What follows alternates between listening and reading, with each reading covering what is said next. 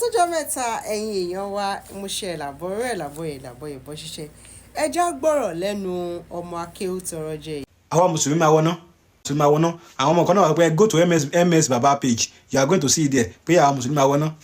So mo wá try láti lọ sí page ẹ̀rọ tó ń bá lọ rí àwọn live stream tó ń ti ṣe tó ń ṣe screen record tó post sí ms baba post sí page ẹ̀ mo bá rí mẹ́lò tó sọ pé àwa mùsùlùmí máa wọná. So ẹ̀yin kìíní ẹ̀ ṣorí burúkú tó báyìí. ṣẹ́rí fídíò ẹsẹ̀ la máa mú nọmba 1 ó ti sáré ṣe èpè kí ló dé ọlọ́pàá ìwo ni tèpè. bí lọ́ba o so nǹkan tẹ kà tẹ rí fúnra yín tẹ rí Arabic wọn bẹ English wọn bẹ ẹ tún ka English ẹ tún ṣe àgbákò tó báyìí ẹ tẹ tún fi kóòdù ẹ síbẹ̀ so ẹ ti dáràn o torí gbogbo àwọn ìtẹ́tí sí lọ́nà tí ti ta o. níbi àdìsí ẹ̀ ń sìn ìgbà tí mo go through ẹ nǹkan tẹ́ ń kà ẹ wò ẹ jẹ́ ẹ máa post ẹ máa wò òun ni. kò kí ṣe rọ òdodo ni o ẹ máa wọ náà. Then Allah will come them. Allah will call them. Allah bá pè fún wọn. And as Sirat, a bridge will be laid across hell. Allah bá pè afárá Sirati yóò bá dìde láti inú náà ó bá lọ sí àlùjọ náà. And I, Muhammad, shall be the first amongst the apostles to cross it with my followers. Muhammadu òjíṣẹ́ Allah ló máa jẹ́ ní àkọ́kọ́ tó máa gorí afárá náà. Nobody except the apostles will then be able to speak. Kò ní sẹ́nikẹ́ni tó máa sọ̀rọ̀ àyàfi Muhammadu òjíṣẹ́ Allah. And then they will be saying then, àwa máa wí pé nígbà náà. Oh Allah, save us! Oh Allah, save us! Allah ṣàánú mi jìyà ipò iná ipò má jẹ́ kú báyìí Muhammadu wá ń ké ó jóná iná ń jó wá ń jà. There will be hooks like the tongues of Satan in hell. Irin kan wà tó ń jẹ́ irin sàádà nínú náà. Have you seen the tongues of Satan? Ṣé ẹ ti rí bí irin ṣe tó irin sàádà? The people said yes. Àwọn Muslim níbẹ̀ ni àwọn ti rí. He said, ó wí pé these hooks will be like the tongues of Satan, but nobody except Allah knows their greatness in size. irin tó dàbí irin sàádà kò sẹ́ni tó mọ̀ ó ṣe nípọn sí àyàfi Allah ló mọ̀. This will entangle the people according to their deeds. Irin ni ó máa wọ inú àwọn Muslim á jáde di wọn bẹ́ẹ̀ ṣe wọn bá ṣe tó. Some of them will fall and stay in hell forever. Àwọn kan á jábọ́ wọn wà nínú títí ayérayé. Others will receive punishments, Àwọn kan á gba ìjìyà. torn into small pieces, Orí wọn á fọ́ká sí wẹ́wẹ́. and will get out of hell. Àwọn ẹ̀ṣẹ̀ bọ́ta kúrò nínú. Till ṣẹ́tìrì àdìsí yẹn gùn bọ̀ ibẹ̀ mo fẹ́ kẹ́ play ẹ̀ máa explain díẹ̀ mbẹ́ fún yín so real àdìsí yẹn náà máa fi sójú. àfà ìrọ̀lẹ́ pàdé tìyẹn ògùn ẹja kà á tán. Ni ló máa wọ ẹnu àwọn èèyàn wá jáde di wọn gẹ́gẹ́ bẹ́ẹ̀ ṣe Some wọn of ṣe. them will fall and stay in hell forever. Àwọn kan á já sínú náà ìwọ̀n á wà bẹ́ẹ̀ títí ayérayé. Others will receive punishment, Àwọn kan á gba ìjìyà. torn into small pieces, Orí wọn á wá fọ́ká sí wẹ́wẹ́. and will get out of hell. Wọ́n wá bọ́ta nínú náà.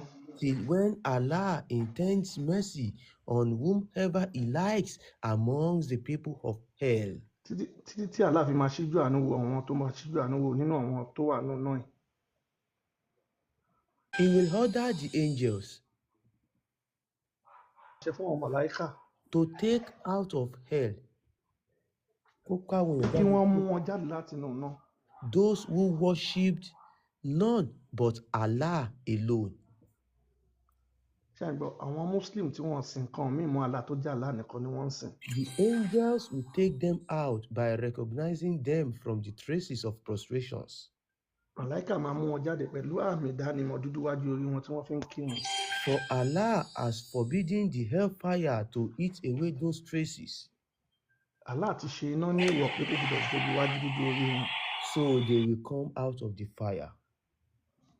Àwọn Muslim máa wá jáde kúrò nínú náà. It will eat away from the whole of human body except the Iná máa marks ti of jó the gbogbo ẹran ara prostration. wọn, á ti jó gbogbo ara wọn àyàfi àmì dúdú wájú orí wọn. At that time, Tó bá di àkókò náà, they will come out of the fire. àwọn á bọ́ta kúrò nínú náà Àwọn Muslim máa jáde kúrò nínú as mere skeletons. pẹ̀lú bánsá egungun ẹran. So ẹ wo àdìsítà. àfà ẹ má bínú ẹ pẹ̀lẹ́ mo mọ̀ pé ẹ máa wọ pé bẹ́ẹ̀ ṣe sin aláàtọ̀ ẹ máa jóná ẹ máa jóná gbogbo mùsùlùmí. Ìbéèrè tá à ń béèrè those who worship but him alone kí lẹ lọ ṣe nínú náà ẹ wò. àwọn kan máa já sínú ẹ̀ àwọn kan máa lọ without tí wọ́n ní farapa rárá. So eléyìí táwọn ilé wa ń kó ti ń sìn same thing náà ni ẹ wá wò ó ní Ànábì Muhammad sọ̀rọ̀ sọ yìí pé ó ní I Muhammad shall be the first among the apostles to cross it with my followers. ṣẹ́tìrí Ànábì ní òun lòun kọ́kọ́ máa kọjá àti àwọn follower òun nínú àwọn ṣẹ́tìrí Ànábì ti explain ẹ̀ ó ní I Muhammad shall be the first among the apostles òun lòun kọ́kọ́ máa kọjá láàrin àwọn òjíṣẹ́ o and ORVC and my followers to cross it with my followers pẹ̀lú àwọn ọmọlẹ́yìn òun. So nísàlẹ̀sàlẹ̀ ó sọ pé nobody except the with my follower, oh Allah save us kìnnìkan náà máa tọ́lọ́ bá ti yọ wá tán. So àwọn kan máa wá já sínú ẹ̀. So gbàtí ọba tó wà nínú live stream yẹn tó explain ẹ̀ ó ní ànábì nìkan ẹ̀dí pàdánù nìkan ló dárúkọ kò dárúkọ pé àti follower ẹ̀ ó kàn ní ànábì ló kọ́kọ́ ló máa kúrò kò dárúkọ pé àti àwọn ọmọlẹ́yìn rẹ̀ mọ́ níbi táwọn olórí burúkú ẹ̀ ti ṣàbòsí nìyẹn o. àwọn èèyàn tẹ̀ ń lọ sínú live stream. And I, Muhammad, shall be the first amongst the apostles to cross it with my followers. Muhammadu òjíṣẹ́ Allah ló máa jẹ́ ní àkọ́kọ́ tó máa gorí afárá náà. Nobody except the apostles will then be able to speak. Oníṣẹ́ ìjọ náà. And I, Muhammad, shall be the first amongst the apostles to cross it with my followers. Muhammadu òjíṣẹ́ Allah ló máa jẹ́ ní àkọ́kọ́ tó máa gorí afárá náà. Nobody except the apostles will then be able to speak. No. èmi àwọn náà ń gbọ́ èmi àwọn ìlú mi ti bàjẹ́ pé kí làwọn ń kírun fún kí làwọn ń gbà ìgbà tó ń la máa wọná ṣé ti rí nǹkan bẹ́ẹ̀ so ànábì ní òun àtàwọn ọmọlẹ́yìn òun làwọn kọ́kọ́ máa kọjá. So níbi tẹ́ bá lọ fúlù àdìsí yẹn ẹ̀ka dáadáa ẹ̀ka níbi fúlù àdìsí yẹn gangan tẹ́ bá rí ànábì níbi ìsàlẹ̀ ó wá sọ fún yín ó wá sọ yín pé kí ni o ó ní àwọn táwọn máa dúró tó dáhùn kó máa kọ́kọ́ já bọ́ sínú náà àwọn tó máa ṣẹ́kù ni àwọn mùsùlùmí àti àwọn hypocrite àwọn mùnáfìkì àwọn alábòsí àwọn tó máa kùn yẹn. So nínú àwọn hypocrite yẹn àwọn yẹn náà ló jábọ́ sínú náà òun ni ọlọ́run wá sẹ́ pa ìgbà tó tí ọkàn ọlọ́run tó rọ̀ òun ló sì wá pa àwọn màláíkà láṣẹ pé ọyá ìmàláíkà ẹ lọ wọ́ wọn jáde. Òun ni wọ́n sọ pé àràpá máàkì tá a ti ń kírun yìí òun ni òun nìkan ni kò ní jóná ni àwọn màláíkà máa fi yọ wọn. Ànábì ti sọ́nà àdìsí kan wípé àwọn kan máa wọnú náà àwọn mùsùlùmí ṣùgbọ́n dọ́bọ̀kadà yá lọ́ọ́ máa yọ wọn kó nu náà yẹn ṣùgbọ́n àwọn tó bá wà dìjẹ́ náà àwọn tó bá wà dìjẹ́ náà tí wọ́n wọná rí wọ́n táwọn fi dáwọn yẹn mọ̀ ní wípé àmáàkì máa wà lára wọn tá a máa mọ̀ pé eléyìí ti wọná rí. So ti yé yín bẹ́ẹ̀ so eléyìí ti wọná rí so ànábì àti mọ̀ náà àdìsí kan tẹ́lẹ̀ so continuation ni ẹ̀yin tẹ́ bá kàdísì rí tẹ́ bá ṣẹ̀ṣẹ̀ rí kan kí understand it àwa ti kà á àti rí àti mọ beginning tẹ́lẹ̀ so tẹ́yìn bá sọ ending àbí ó sọ àárín fún yẹn ó máa yé wa. So òun Ọlọ́run sọ yìí Ọlọ́run ní he will order the angels to take out of hell those who worship none but him alone. Ẹ ti rí àwọn tó jẹ́ pé Ọlọ́run nìkan ni wọ́n ń jọ́sìn fún ṣùgbọ́n àwọn yẹn kàn jẹ́ mùnáfíkì ni hypocrite ni wọ́n but mùsùlùmí ni wọ́n. Òun Ọlọ́run máa ní ọ̀yà ẹ lọ mú wọn jáde he will order ẹ lọ mú wọn jáde the angel will take them out by recognize them by the trace of the prostration by the trace of so nítorí pé àwọn wọ́n kírun wọ́n ń gbàwẹ̀ wọ́n yóò sàká gbogbo ìkọ́tọ́ lọ́nà ní kí wọ́n ṣe ní kí wọ́n ṣe ṣùgbọ́n láwọn ikú kàn jẹ́ mùnáfíkì wọ́n ṣe yìí wọ́n sọ̀hún irú àwọn àfáà tí wọ́n jẹ́ àfáà gidi tó ń lọ fútbọ̀lẹ̀ fún nǹkan mi àbí tó ń ṣe nǹkan mi tí ò dáa so irú wọn ni Ọlọ́run bá wí so àwọn yẹn wọ́n máa wọ́n náà ṣùgbọ́n Ọlọ́run máa yọ wọn kó náà so ti yẹn bẹ́ẹ̀ so gbogbo mùsùlùmí kọ́ lọ́mọ wàdìjẹ́ náà àwọn kan máa kọ́ wọ iná náà ni kó tó di pé Ọlọ́run máa yọ wọn kó nu náà so ti yẹn bẹ́ẹ̀ so ẹ má ṣe àwọn yẹn lọ́nà tí ẹ ti wá dáná báyìí àti ms baba àti ẹ̀yin Ezekiel evangelist Ezekiel ti dáràn o gbogbo àwọn ní tí ẹ ti sì lọ́rùn nítorí àdìsí yìí kò bá jẹ́ 1,000 kò bá jẹ́ 2,000 the problem ni pé kẹ́ ṣe fídíò kẹ́ lọ pè wọ́n padà if not ẹ jẹ ìyà láyé ẹ jẹ ìyà lọ́run ẹ jẹ ìyà láyé ẹ jẹ ìyà lọ́run gbogbo. àfáà mi anakunmula ìrọ̀gòrí igi rọpin those who worship but not him alone kí ni wọ́n lọ ṣe nínú iná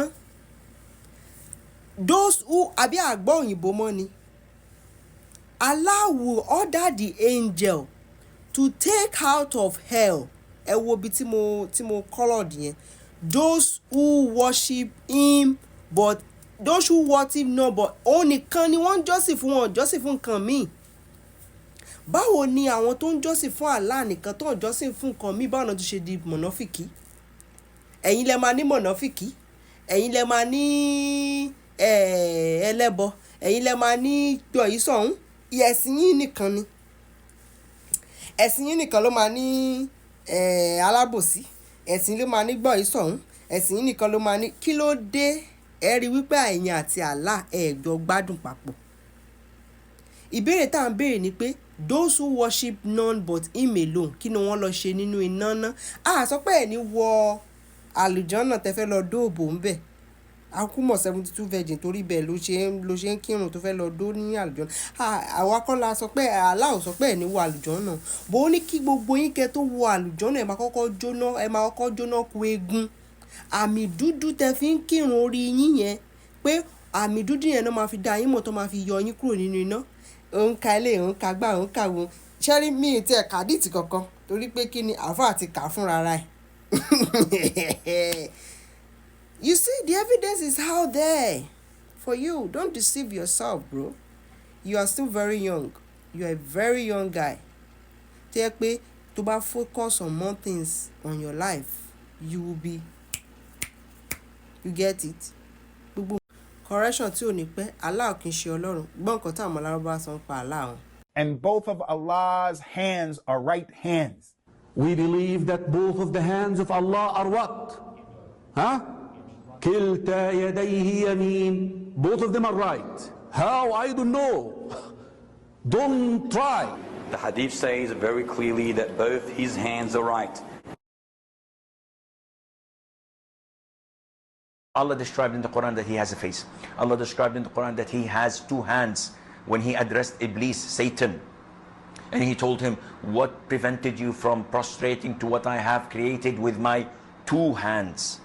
So this is what Allah described himself. Allah says in Surah Al-Qalam that on the day of judgment, Allah Azza wa Jal would uplift and show his leg. The Quran says that Allah has one eye, and another ayah says he has multiple eyes. Whatever Allah says, whatever the Prophet ﷺ says, we believe in it and we affirm it without thinking too deeply about this, about the actuality of this attribute.